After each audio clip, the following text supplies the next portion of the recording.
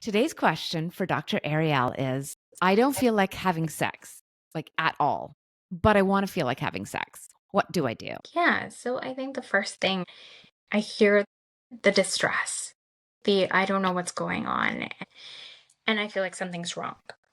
The first thing I would say is trying to understand all the pieces of your sexuality and understanding what's happening to your body and in your relationship, in your sexuality, to see what is actually happening for you.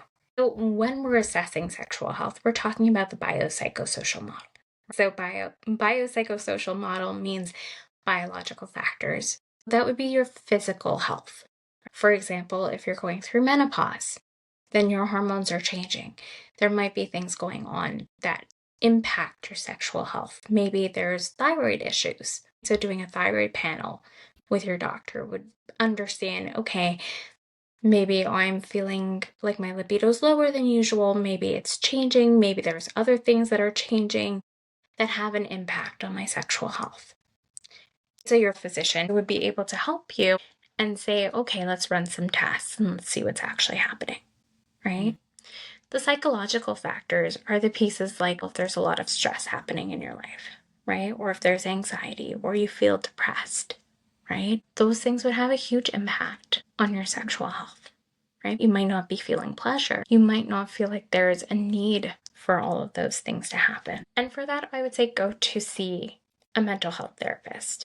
And then the third piece is the relational factors. So, for example, your romantic relationship. If there's upheaval there or changes, for example, if the two of you are going through financial stress, that often has a big impact on couples and how they're dealing with it in their couple. And that would impact your sexual health. If you're fighting more, you're most likely not wanting to have sex. Or if there was something like infidelity, that would also have a huge impact on your sexual life. There's so many more factors that would come into play in all three areas of your life in terms of the physical health, your psychological health, and your relational health. So I think the first step is acknowledging what's happening to you right now, taking a minute to assess it all, and then seeking the appropriate resources. Got a question?